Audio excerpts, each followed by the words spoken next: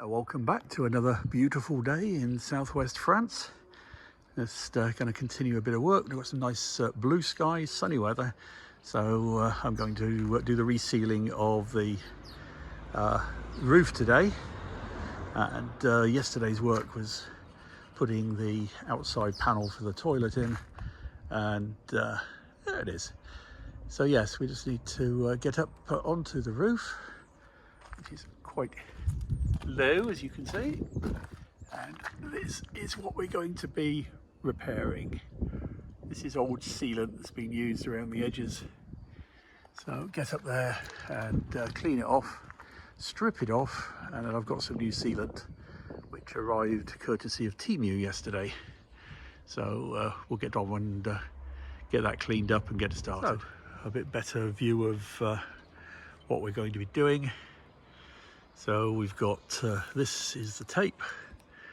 I would love to have used what's called Eternabond, but unfortunately impossible to find here in France at a sensible price.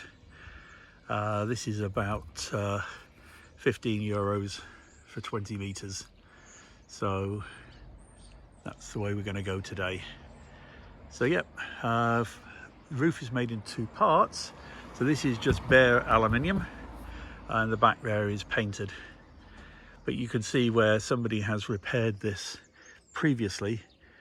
From looking at the information that I had in the van, I would say this is about 7 or 8 years old. So it's still good, but you can see there's mainly dirt on the surface of it, but it does need to be stripped off and replaced. So we'll crack on with that, and I shall let you see what the results are like in a minute. By the way, don't forget to like and subscribe the videos if you can. It always helps out. All right, see you shortly. Okay, one thing I have just discovered, having taken some of this off, is that although this is quite old, the putty underneath is still very, very good. So what I'm going to do, I think, is take off all the covering that's obviously discoloured, and then I'm going to give this all a good wash, get rid of all of the dirt off it, and then get a wallpaper roller, a hard roller, and push all of this flat before I put the sealing tape on top of that. And I think that's going to be about as good as it's ever going to need. But this is very flexible roof up top here, so I'm going to get a crawl board so I can actually get up here and get to the middle and get the rest of that done. So it's getting hot. So I found the source of the leak inside. So you may remember that I found a piece of bowed hardboard that had been used inside the ceiling, and it was looking a little damp there.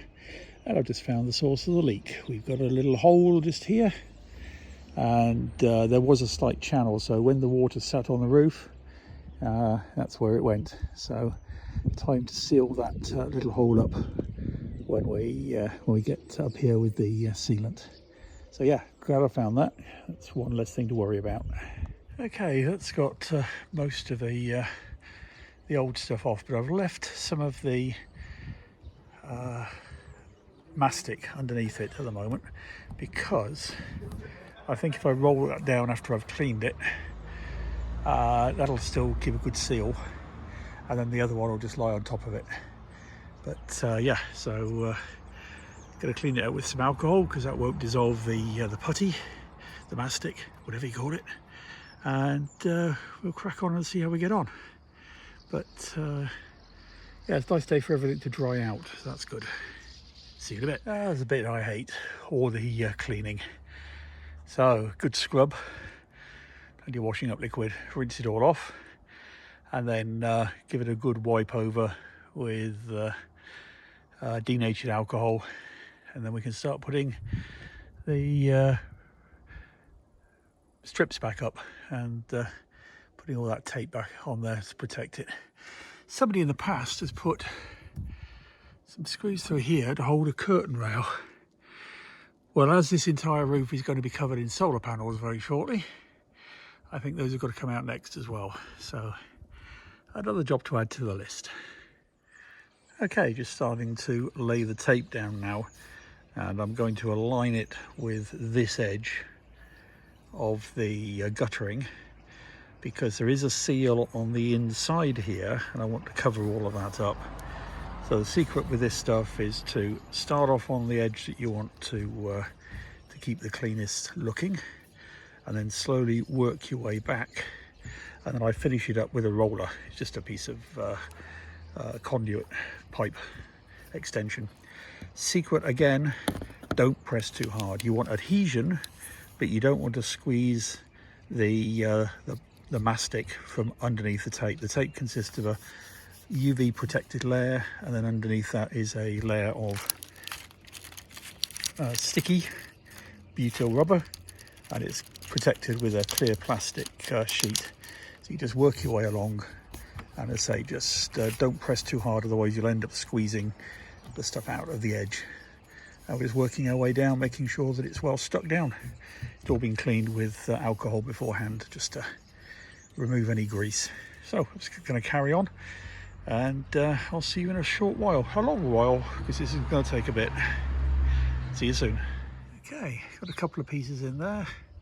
Just got to put another piece across here. There's a couple of patches that I want to do as well, but it looks like I'm back to Amazon to go get some more because I've mismeasured.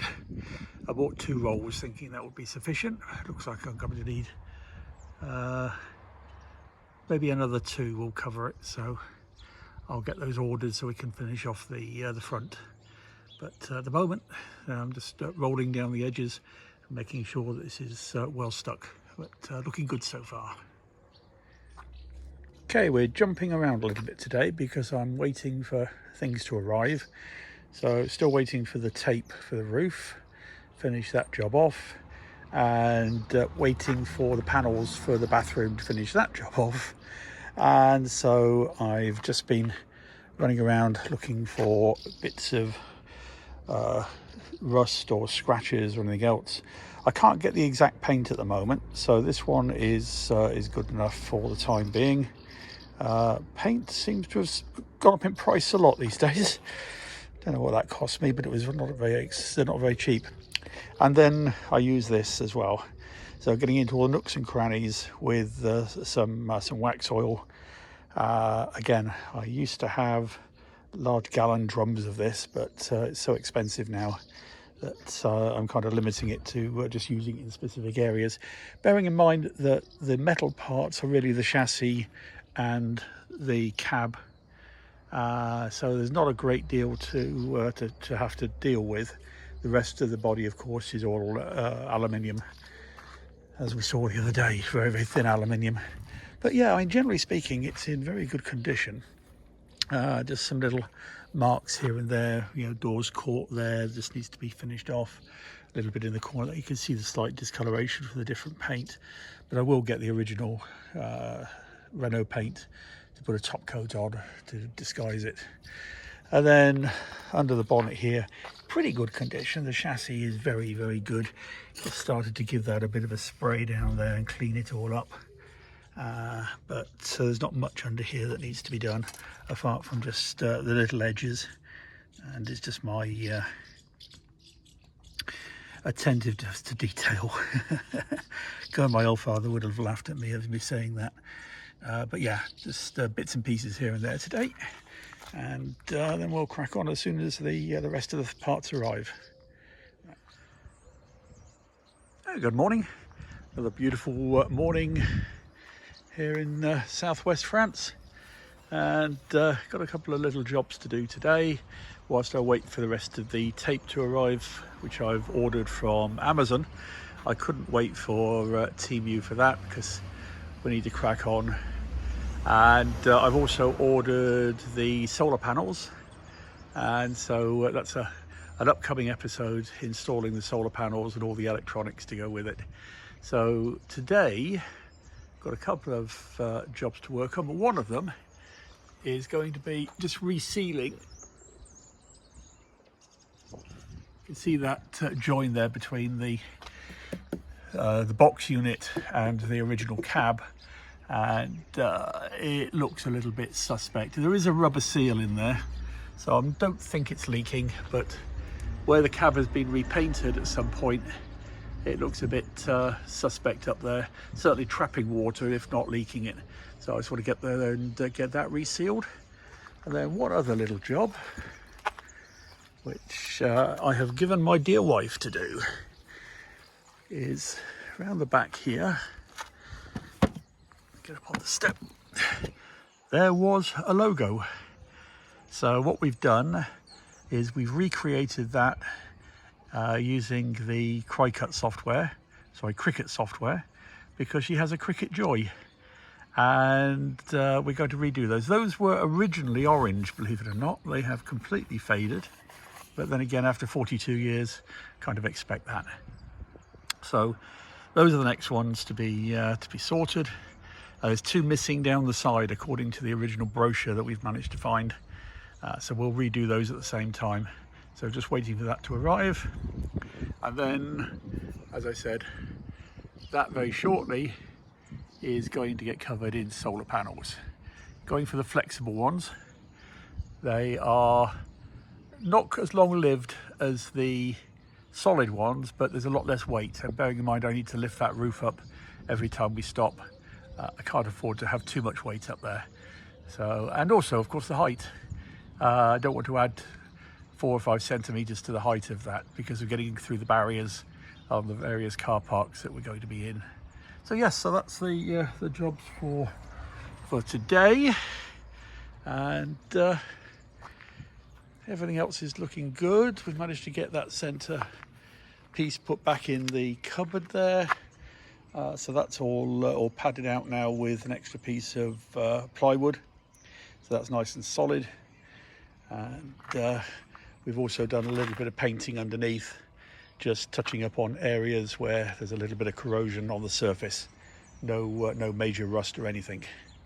So right, let's crack on and get some of these jobs done. Okay, so that's half of it done.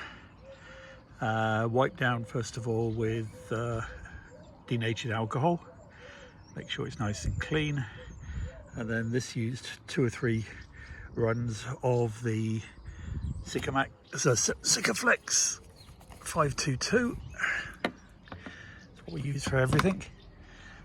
Reason for that is that the cab and the box do tend to move a little bit against each other, and that's why when this was built, this rubber seal was fitted between the two, because it allowed flexibility.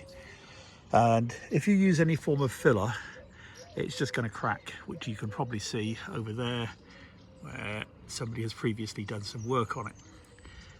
The advantage of the Sikaflex is that it's completely flexible. The secret's in the name.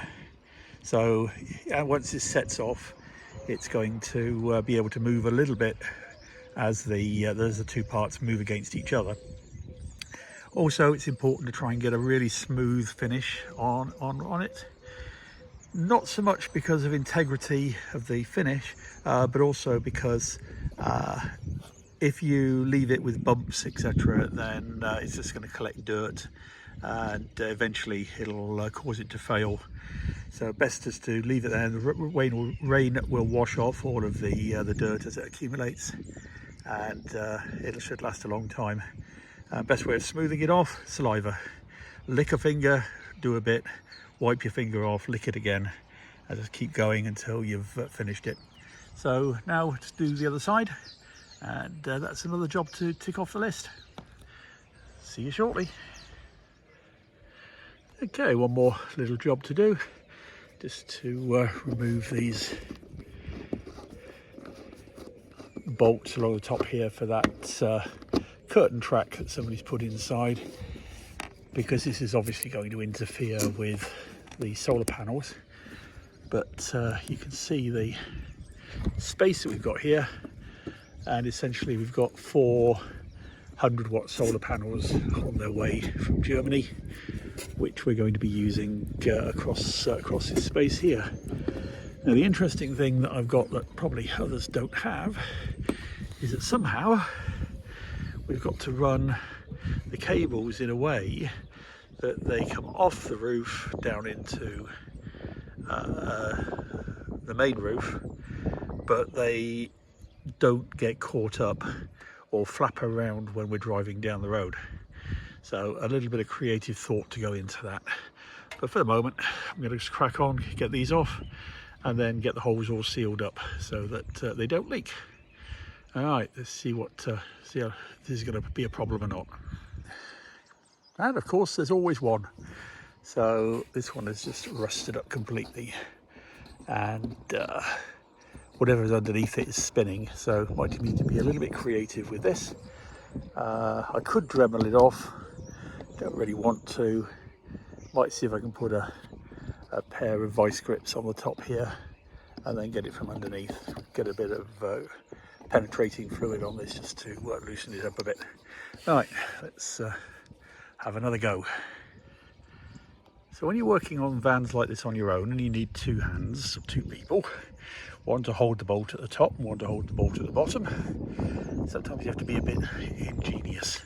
So take this down with this really strong tape, and hopefully that'll give me enough purchase to be able to turn the bolt underneath. Sprayed it with a little bit of penetrating oil. Let's see if this works.